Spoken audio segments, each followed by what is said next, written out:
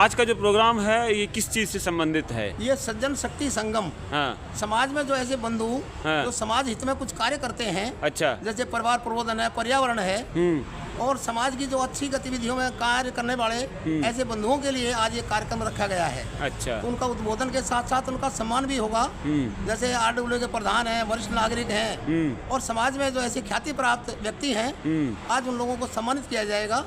और आज पूरे देश भर में, दुनिया में जो मुद्दे आज जिसके कारण से हम सब परेशान हैं, उन पर विचार गोष्ठी होगी। ये आज का कार्यक्रम है। और ये जो कार्यक्रम, जैसा कि विजय सिंह ने बताया कि किस प्रकार से समाज के जागरूक व्यक्तियों का सम्मेलन है, और यहाँ से हम अपने मन में जो भी विचार ग्रहण करके जाएंगे, जो भी हमें प्रेरणा, सूचना, जिस प्रकार की हमें इंफॉर्मेशन मिलेंगी, उनको हम आगे समाज में प्रसारित करें। यही अपेक्षा है मुझे हर व्यक्ति से। और सभी व्यक्ति यहाँ इतने प्रबुद्ध हैं कि उन्हें कुछ कहने सुनने की, आदेश निर्देश देने की आवश्यकता ही नहीं। वो अपने आप में सक्षम है, और यहाँ से जो भी प्रेरणा लेकर के हम जाएंगे, उसे समाज में उत्तरोत्तर आगे बढ़ाने का हम प्रयास करेंगे। समय सीमा को देखते हुए मैं ज़्यादा कुछ यहाँ पर नहीं कहना चाहता। एक बार फिर से जो मेरे से बुजुर्ग हैं, उनके चरणों में प्रणाम। और सभागार में उपस्थित सभी भाई बहनों को हार्दिक अभिनंदन करता हुआ मैं संक्षिप्त में बात रख रहा हूँ।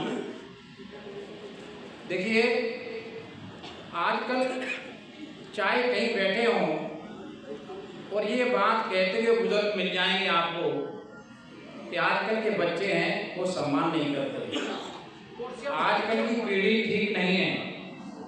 मैं बंधुओं से निवेदन करूंगा कि मैं बहुत थोड़े समय के लिए हूँ आपके बीच में, थोड़ा बात ना करें, यहाँ पर बातें बंद करें बिल्कुल। तो आप करें क्या? इसमें मैंने लिखा है फेसबुक पर कि संतानें निर्दोष हैं, सारे दोष हमारे। संतानें निर्दोष हैं, सारे दोष हमारे। हमने बच्चों को वो शिक्षा दी नहीं, सदाचार सिखाया नहीं।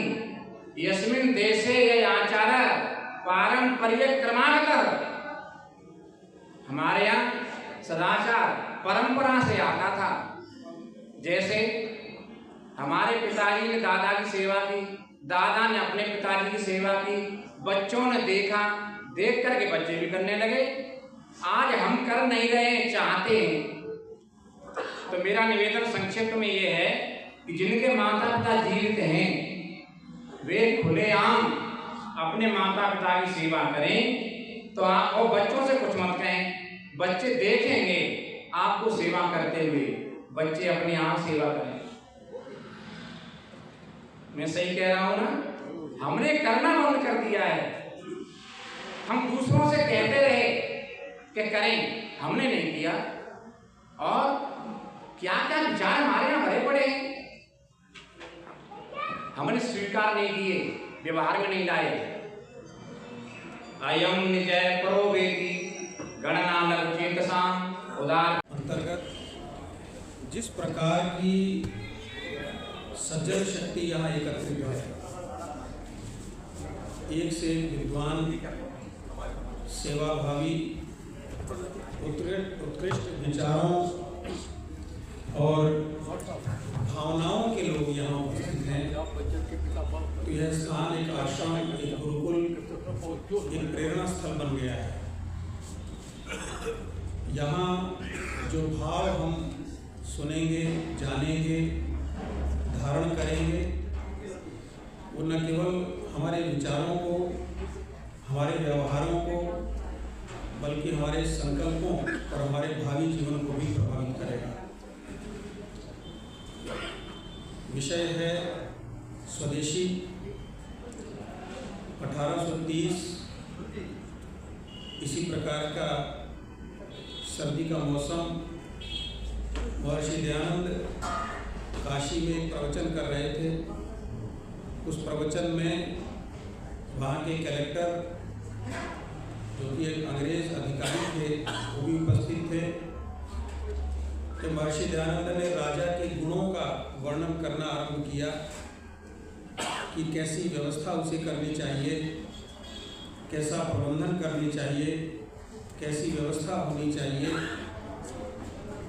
तो वो अंग्रेज अधिकारी मन ही मन खुश हो रहे थे कि ये हमारा भी गुणगान है कि भारत की परंपरा में राजा को ईश्वर का प्रतिनिधि माना जाता है, और अगर ये सन्यासी या राजा के गुणगान कर रहे हैं और हम वैसा शासन देने का प्रयास कर रहे हैं तो ये हमारा भी गुणगान है, हमारी भी स्वीकारोक्ति है।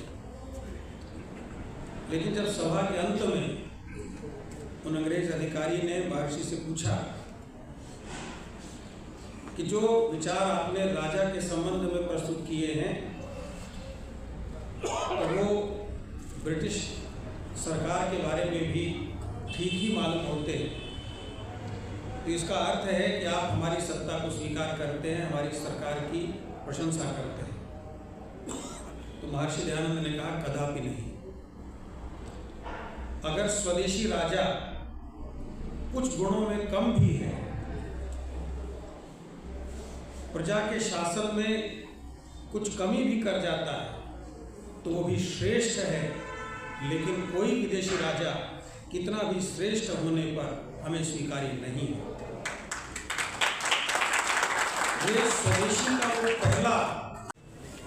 और प्रकृति का संरक्षण सिर्फ अभी हमारा ही नहीं, आने वाले पीढ़ियों के लिए भी बहुत बड़ी जिम्मेवारी है। जब हम लोग गर्मी के दिनों में मई जून का महीना आता है तो देखते हैं सभी लोग बहुत परेशान हो जाते हैं, फिर बाजार भागते हैं, एसी और कूलर को खरीदते हैं। लेकिन मेरा मानना है कि अगर समय रहते हम लोग पर्यावरण पे ध्यान देंगे तो मई जून में हम एसी कूलर को जरूरत नहीं पड़ेगी। अगर वक्त पे हम लोग वृक्षों में पानी डाल दें तो गर्मियों के मौसम में कूलर में पानी डालने की आवश्यकता नहीं पड़ेगा। और आज इस पर्यावरण के संरक्षण जो है हम कैसे करेंगे? हम लोग, क्योंकि देखिए मुझे बहुत सारी कुछ बोलने की तैयारी, लेकिन मुझे कम मौका मिला तो मैं कम मौका में ही समय आपके पास कुछ बात तो रखता हूँ। सबसे पहले हर आदमी सोचता है कि पर्यावरण की संरक्षण जो है एक सरकार की जिम्मेवारी है। ठीक है, सरकार जो होता है हमारे गार्जियन है, उनकी बहुत सारी जिम्मेवारियां हैं। लेकिन अगर हम लोग उस जिम्मेवारी में हम सबसे पहले हम भी अपनी जिम्मेवारी को निभाएं। इस देश के प्रत्येक नागरिक अपने घर से सिर्फ 50 मीटर की जिम्मेवारी ले ले, 1/50 मीटर, 50 मीटर की जिम्मेवारी ले ले। यह देश जो है, इस देश इतना सुंदर बनेगा, जो कहते थे सबसे सुंदर देश हमारा, और फिर हमारा ये देश हमारे धरती स्वर्ग जैसा बन जाएगा। सिर्फ 50 मीटर की जिम्मेवारी ले ले, ये नहीं कि हम बहुत ज्यादा लें, हर व्यक्ति अपने 50 मीटर है। जिस तरह से रोज हम घर में बताए जाने का हम भी अपने घर में पोछा साफ सफाई रखते हैं, उसी तरह से हम अपने घर के इर्द गिर्द 50 मीटर की जिम्मेवारी ले लें तो हमारे 50 मीटर हमारा साफ सुंदर रहना चाहिए।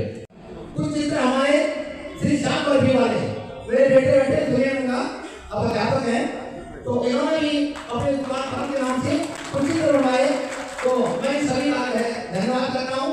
और अभी वहाँ कुछ साथी रहे तो मैं उनके स्थान पर ही मैं चाहूँगा कि अपने स्थान पर खड़े होकर कार्यकर्ता कौन से हैं बड़ी तीव्र गति से उनका स्वागत करें। तैयार रहे उधर से विजयपाल जी, नायकपाल जी और भाई साहब अपने स्थान पर खड़े एक तरफ से नहीं मोहम्मद ज़्यादा खड़े किसको डाले और 60 साल से ऊपर के सीनियर सिटीजन जितने अपने स्थान पर खड़े हैं जिनका अभी तक स्वागत नहीं हुआ है, चलते जाओ। पहली बात तो उनका 93वां जन्मदिन मना रहे थे सूर्यनगर उत्तर प्रदेश के अंदर, दिल्ली से रखा हुआ, तो उनको हार्ट की प्रॉब्लम हो गई, तो डॉक्टर ने बाईपास करनी पड़ेगी। उनका दामाद भी गंगाराम हॉस्पिटल में था, हम भी कार्यकर्ता गए हुए थे वहां। तो सबने कहा कि अभी आपकी उम्र बहुत लंबी है, आप ऑपरेशन करा लो। सबने बहुत आग्रह किया और एक तो हमारे कार्यकर्ता ने कहा भाई, उन्होंने कहा ना परिवार का कोई सदस्य साइन कर दो ताकि इनका ऑपरेशन कर सके। तो एक कार्यकर्ता ने कहा कि मैं साइन कर देता हूं, आप करो ऑपरेशन। उन्होंने फ्लैटली मना कर दिया। उन्होंने कहा मैं योग के माध्यम से, प्राणायाम के माध्यम से, आयुर्वेद के माध्यम से अपने शरीर को ठीक करूंगा। ये आज से 30 वर्ष पहले की बात है और 93वां जन्मदिन मना रहे।